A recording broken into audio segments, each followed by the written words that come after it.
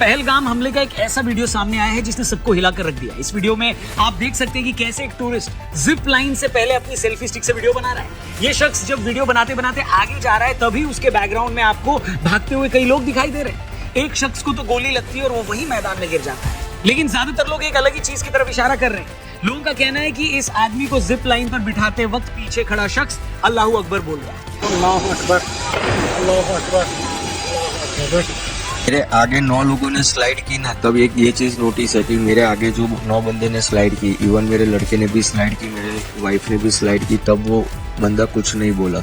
जब मैंने स्लाइड कर रहा था तब वो बोला और उसके बाद फायरिंग हुई है। पीछे खड़े दोनों लोकल लोग नॉर्मल दिख रहे हैं। उस वक्त तक गोलियां भी चलनी शुरू हो गई थी। वो शख्स अल्लाहू अकबर बोल रहा है, मतलब उसे पता चल चुका था कि तब तक वहां क्या हो रहा है। बावजूद इसके उसने जिप लाइन से जा रहे उस शख्स को रोका नहीं। 1 मिनट का ये वीडियो अपने आप में बहुत सारे सवाल खड़े करता है। इस वीडियो में दिखाई गई तस्वीरें अगर ऐसी ही है जैसी नजर आ रही हैं तो ये वाकई काफी सीरियस मामला है। सिक्योरिटी एजेंसीज का वो दावा भी इससे पुख्ता होता है कि हमले में 1 दर्जन से ज्यादा लोकल लोग थे जो घोड़े वालों की शक्ल में, छोटे मोटे दुकानदारों की शक्ल में वहां पहले से मौजूद थे और इन्हीं लोगों ने आतंकियों की मदद की है। इसके अलावा भी बहुत कुछ कहा जा रहा है, लेकिन अभी उसे लेकर पुख्ता एविडेंस मिलना बाकी है। जांच चल रही है, इसलिए हम उस बारे में और ज्यादा कुछ नहीं कह सकते। लेकिन जिस तरह ये वीडियो सामने आया है और पीछे खड़े लोग जैसे रिएक्ट कर रहे हैं, उससे सवाल तो बहुत ज्यादा खड़े हो रहे हैं। साथ ही एक सवाल ये भी है कि अगर भारत ने आतंकवाद के खिलाफ और पड़ोसी के खिलाफ कोई एक्शन लिया तो सामने से रिएक्शन क्या आ सकता है। इसी के बारे में हमने एक स्पेशल पॉडकास्ट में बातचीत करी कर्नल शैलेंद्र सिंह जी के साथ, जो कि डिफेंस एक्सपर्ट है और इस मामले में अच्छी जानकारी रखते हैं। तो इस एपिसोड को जरूर देखना, लिंक डिस्क्रिप्शन में दिया है। आगे बढ़ते हैं। पहलगाम हमले के बाद जैसे जैसे लोकल लोगों के शामिल होने के सबूत मिल रहे हैं, उसे देखकर पूरे देश को तकलीफ हो रही है। कश्मीर में इन लोगों को जो सपोर्ट मिली है उसकी तकलीफ तो है ही, लेकिन बाकी भारत में भी इस हमले के बाद जिस तरह से लोग इनके समर्थन में बयान दे रहे हैं, इस हमले के पीछे सरकार की साजिश बता रहे हैं, उसे देखकर भी पूरे देश को तकलीफ है दोस्तों। एक एक करके ऐसे हर आदमी की आज खबर लेंगे जिन्होंने पहलगाम हमले के बाद देश को शर्मिंदा किया है। इसमें हमले का जश्न मनाने वाले लोग भी हैं, हमले के ही दूसरे दिन कश्मीर घूमने जाने वाली आंटियां भी हैं जो ये बोल रही हैं कि ये सब नॉर्मल है, छोटी मोटी चीजें तो होती रहती हैं। इसमें वो ऐसे जाहिल सिंगर कम इन्फ्लुएंसर्स भी हैं जो हमले को भारत सरकार की ही साजिश बता रहे थे और अब उनके वीडियोस पूरे पाकिस्तान में वायरल हो रहे हैं। साथ ही इसमें हमारे ही कुछ ऐसे बेशरम नेता भी हैं जो ये बोल रहे हैं कि यार पाकिस्तान पर अटैक करने की क्या जरूरत है। तो आज की इस वीडियो में इन सब की लंका लगने वाली है। वीडियो पूरी देखना और अपने दोस्तों से इसे शेयर भी जरूर करना। पहले बात कर लेते हैं उन 2 दर्जन से ज्यादा जिहादियों की जिन्हें पहलगाम हमले के बाद इसलिए अरेस्ट करना पड़ा क्योंकि ये लोग या तो इस हमले के बाद सेलिब्रेट कर रहे थे या फिर इसके पीछे भारत सरकार की साजिश बता रहे थे। 27 अप्रैल की भास्कर की रिपोर्ट के हिसाब से हमले के बाद 4 दिनों में पूरे भारत में अब तक 28 ऐसे लोगों को अरेस्ट किया गया और गिरफ्तार होने वाले कोई मामूली लोग नहीं है। इनमें तो एक जो है वो असम की विपक्षी पार्टी का MLA भी है। इसके अलावा गिरफ्तार होने वाले लोगों में एक पत्रकार, एक वकील, 2 रिटायर्ड टीचर और स्टूडेंट्स भी। मतलब इनमें से ऐसा कोई भी नहीं है जिसे आप ये कहकर डिफेंड कर सको कि भैया बेचारा तो अनपढ़ है, उसे पॉलिटिक्स की समझ नहीं आती। मतलब एक तो इनमें एक बंदा विधायक है जिसने भारतीय संविधान की कसम खा रखी है, एक वकील भी है जिसका काम ही है देश के संविधान और कानून के हिसाब से चलना, 2 रिटायर्ड टीचर्स भी हैं, मतलब जिन्होंने 60 साल की उम्र देखी है, सारी जिंदगी बच्चों को तालीम दी है, सारी जिंदगी सरकार से पैसा उठाया है। उस सब के बावजूद इन लोगों की मजहबी और कट्टर सोच पर इनकी तालीम का कोई असर नहीं पड़ पाया। इतने बड़े हमले के बाद भी ये लोग अपने ही मुल्क के खिलाफ लिख और बोल रहे हैं। मतलब मैं पूछता हूँ कि पाकिस्तान से आए लोगों को तो आप उनका वीजा और पहचान पत्र देकर वापस भेज दोगे, मगर ऐसे लोगों का क्या करोगे जिनका शरीर तो हिंदुस्तान में, जन्म भी यहाँ हुआ है, लेकिन इनकी सोच, इनकी आत्मा, इनका ईमान पाकिस्तान में, जो ऐसे नाजुक हालात में भी अपने देश के साथ नहीं खड़े बल्कि उस मुल्क के साथ खड़े जिसने आपके देश में हमले करवाए। कैसे तो शान की बात कुछ और हो सकती है क्या? प्लीज बताओ। और अफसोस और फिक्र की बात यह है कि अभी तो सिर्फ 28 लोग पकड़े गए। इन जैसे न जाने कितने ऐसे लोग हैं जो बंद कमरों में यही सब बातें कर रहे होंगे, इस हमले में मारे गए लोगों की मौत का जश्न मना रहे हैं। उनका आप क्या करेंगे? उनमें से न जाने कितने ऊपर से आपको ये दिखाएंगे कि उन्हें कितना अफसोस है, मगर अंदर से वो क्या सोचते हैं वो आपको कभी पता लगने ही नहीं देंगे। जाहिलों की दूसरे तरह की एक फौज भी है। इस फौज में ऐसे मूर्ख, बुद्धिभ्रष्ट सिंगर कम इन्फ्लुएंसर्स भी हैं जिन्होंने अपनी सरकार और एजेंसियों को घेरते हुए कुछ ऐसे वीडियोस बनाए हैं कि पूरे पाकिस्तान में वो वीडियोस आज वायरल हैं। उन्हीं वीडियो को दिखाकर पाकिस्तानी हमसे पूछ रहे हैं कि भैया जब आपके लोग ही ऐसा बोल रहे हैं तो आप हमसे क्यों पूछ रहे हो सवाल? और ऐसे लोग, ऐसे इन्फ्लुएंसर सच में ऐसा इसलिए लिख रहे हैं, बोल रहे हैं क्योंकि उन्होंने देश को और कुछ पार्टियों के खिलाफ लिख बोलकर ही अपने पीछे ऐसे पंचर पुत्रों की भीड़ तैयार कर रखी है। अब जैसे हर दुकानदार कैसा करता है, माल वही तैयार करेगा ना दुकानदार जैसा उसके पास ग्राहक है, कस्टमर है। तो इस तरह के 1.5 करोड़ के इन्फ्लुएंसर्स भी कंटेंट वही तैयार करते हैं जो इनकी भारत विरोधी ऑडियंस को पसंद आता है। फिर चाहे खुद अपने ही देश पर हमला क्यों ना हुआ, क्योंकि इनको अच्छे से पता है कि जिस तरह के लोग इन्हें देखते सुनते हैं उन्हें इस बात का घंटा फर्क नहीं पड़ता कि कितने भारतीय इस हमले में मारे गए या मरने वालों में कितने हिंदू थे।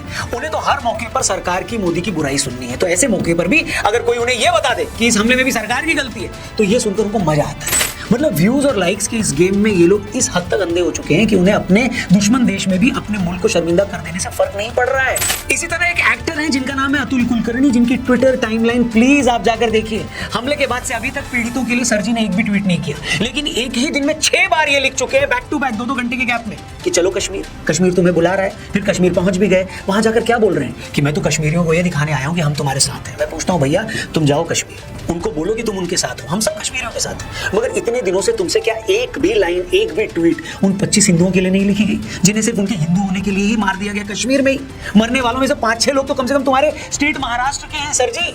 आपने आज तक जो भी नाम कमाया, फेम कमाया, पैसा कमाया, सब महाराष्ट्र की जनता के प्यार और आशीर्वाद से ही कमाया है। आज कश्मीरियों के साथ खड़ा होने के लिए वहां चले तो गए। कितना अच्छा होता अगर हमले में मारे गए किसी एक मराठी फैमिली के पास पुणे या मुंबई में भी चले जाते, उनकी बीवी और बच्चे का हौसला बढ़ाते। मगर ना, जो लोग धर्म के नाम पर मारे गए, जिनकी पैंट उतार कर उनको गोली मारा गया, जिनका धर्म पूछकर उन्हें मार दिया गया, उन्हें तसल्ली देने के लिए आपके पास एक ट्वीट नहीं है, एक लफ्ज नहीं है, एक स्टेटमेंट नहीं है। लेकिन आपको पहले जरूरी क्या लगा कि उस स्टेट के लोगों को तसल्ली दे दूं जहां ये सारा कांड हुआ है, क्योंकि वहां टूरिस्ट की बुकिंग कम हो रही है ना, वहां सब कुछ कैंसिल हो रहा है, धंधा जा रहा है। जान चली जाए चलेगा, धंधा नहीं जाना चाहिए सर, है कि नहीं? हेलो, आतंकवादी हैं वो संदेश क्या देना चाहते हैं हमें? वो ये संदेश दे रहे हैं कि भाई साहब आप हमारे कश्मीर में आइएगा मत, वही तो संदेश दे रहे हैं वो टूरिस्ट को। तो मैंने कहा कि भाई ये तो नहीं होगा, ये हमारा कश्मीर है, ये हमारा देश है, हम तो आएंगे भाई। पहलगाम हमले में जिनके पति या रिश्तेदार मारे गए हैं, जिनकी आंखों के सामने उनका कत्ल हुआ है, वो ये बोल रहे हैं कि मारने से पहले आतंकियों ने उनके पति का धर्म पूछा। लेकिन 1000 किलोमीटर दूर कर्नाटक में बैठे एक मंत्री बोल रहे कि नहीं नहीं, आतंकियों ने धर्म पूछकर नहीं मारा। इन्हीं नेताजी ने बोला कि नहीं, इस हमले के बाद हमें पाकिस्तान पर हमला करने की जरूरत नहीं है। कांग्रेस पार्टी के नेता मणिशंकर अय्यर ने कहा कि यह हमला इसलिए हुआ क्योंकि आजादी के बाद अभी भी दोनों देशों के बीच कुछ चीजें सुलझाई नहीं जा सकी हैं। कुछ लोगों ने कहा कि मणिशंकर का शायद डायरेक्ट इशारा कश्मीर की तरफ ही है। और इससे पहले रॉबर्ट वाड्रा ने जो बोला, एक वीडियो हमने बनाई थी, उन्होंने भी बोला था भारत में मुसलमानों के साथ जो हो रहा है ये हमला उसी के विरोध में हुआ है। अगर आप ध्यान से देखेंगे तो ये सारे बयान पाकिस्तान के साथ हमदर्दी वाले हैं। इनमें से कुछ बयान अपने तरीके से हमले को जस्टिफाई भी कर रहे हैं। अब होता ये है ना कि बाद में पाकिस्तान भारत के इन्हीं नेताओं, इन्हीं इन्फ्लुएंसर्स के बयान को ट्विटर पर शेयर करके, टीवी पर चलाकर ये साबित करता है कि ये मामला भारत की इंटरनल पॉलिटिक्स से जुड़ा है और पाकिस्तान का इससे कोई लेना देना नहीं। अब जैसा मैंने कहा कि हम पाकिस्तान से तो निपट सकते हैं, भारत में बैठे पाकिस्तानियों को तो उनके देश वापस भेज सकते हैं, लेकिन दिल से, दिमाग से, कर्म से, आत्मा से, गुर्दे से, फेफड़े से, कलेजे से जो पाकिस्तानी भारत में बैठे हैं, जिनके आधार कार्ड पर भारतीय लिखा है, उनका क्या करोगे? देखो, अब तक जिन लोगों का मैंने जिक्र किया है, इन सब के अपने अपने एजेंडे हैं। कोई हमले को इसलिए जस्टिफाई कर रहा है क्योंकि उसे लगता है कि ऐसा बोलने से उनका वोट बैंक खुश हो जाएगा। कोई हमले के लिए पाकिस्तान की बजाय अपनी सरकार को इसलिए कटघरे में खड़ा कर रहा है क्योंकि उसे लगता है कि ऐसा करके उसके सब्सक्राइबर्स खुश होंगे। लेकिन मुझे सबसे ज्यादा अफसोस होता है उस आम आदमी की इनसेंसिटिविटी देखकर। हमले के अगले दिन कुछ लेडीज का वीडियो वायरल हो रहा था जिसमें एक मैडम बोलती है कि अरे यहाँ तो सब ठीक है, हम लोग एंजॉय कर रहे हैं, छोटी मोटी घटनाएं होती रहती हैं। तो हम लोग यहाँ पे कश्मीर में आए हुए हैं, बहुत मजे कर रहे हैं। कुछ थोड़ी सी गड़बड़ हो गई है यहाँ पहलगाम में। इसके बाद ऐसे कितने ही वीडियो आए हैं जिसमें लोग कैमरे पर ये बोलते हुए देखे गए हैं कि यहाँ तो सब कुछ ठीक है, हम लोग मजे में हैं, खूब एंजॉय कर रहे हैं। जब मैं ऐसे लोगों को देखता हूँ ना दोस्तों, तो मेरे को समझ में नहीं आता कि क्या बोले।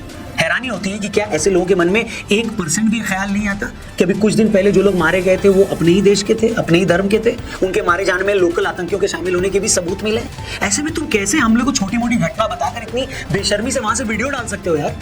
क्यों इनमें से कोई ये सवाल नहीं पूछता कि जो घाटी टूरिस्ट के लिए इतनी सेफ बताई जा रही है वो कश्मीरी पंडितों के लिए सेफ क्यों नहीं है? ठीक है, हम भरोसा करते हैं कि कश्मीर टूरिस्टों के लिए सेफ है, हम वहां जाएंगे भी, लेकिन भाई ऐसा भरोसा तुम कश्मीरी पंडितों को क्यों नहीं दिला पा रहे हो? उनके लिए भी कोई कैंडल मार्च निकाल दो और कैंडल मार्च निकाल कर बोलो कि नहीं भाई घाटी सेफ है आपके लिए, वापस आकर बस जाओ। जो लोग हमले के बाद भी वहां घूमने जा रहे हैं उनमें से क्या किसी के भी मन में उन लोगों के लिए कोई हमदर्दी नहीं है जो आज भी अपने धर्म की वजह से कश्मीर में मारे जा रहे हैं? मैं फिर से अंडरलाइन कर दूं, हमें किसी के कश्मीर घूमने से कोई प्रॉब्लम नहीं है, प्लीज जाओ, मगर वहां जाने के बाद एक सवाल जरूर पूछना वहां किसी भी लोकल को पकड़ के कि जिस कश्मीर में टूरिस्टों का आप लोग स्वागत कर रहे हैं वहां कश्मीरी पंडितों का स्वागत क्यों नहीं है? टूरिस्ट तो फिर भी वहां घूमने जा रहा है, कश्मीरी पंडित तो वहां का मूल निवासी है, कश्मीर तो उसका अपना घर है। अगर कश्मीरियों को टूरिस्टों के न आने का दुख है तो उन्हें इससे कहीं ज्यादा दुख तो उन्हें कश्मीरी पंडितों के वहां न आने का होना चाहिए कि नहीं? बस एक बार वहां किसी भी लोकल कश्मीरी से पूछिएगा कि भैया कश्मीरी पंडितों को वापस बुलाने के लिए कश्मीर में कोई रैली कब होगी, कोई कैंडल मार्च कब निकाला जाएगा, और इसका कोई जवाब अगर आपको ना मिले तो खुद से जरूर ये पूछिएगा कि क्या रीजन है कि जो राज्य बाहर से आने वाले लोगों का तो खुली बाहों से स्वागत करने को तैयार है, मगर अपने ही लोगों को वहां दोबारा बसाने का रास्ता नहीं निकाल रहा है। अगर आपके पास इस सवाल का कोई जवाब आए तो उसे कमेंट करके जरूर बताइएगा। वीडियो सही लगे तो इसे अपने दोस्तों तक पहुंचाइएगा। Thank you for watching. जल्दी मिलते हैं। जय हिंद, वंदे मातरम।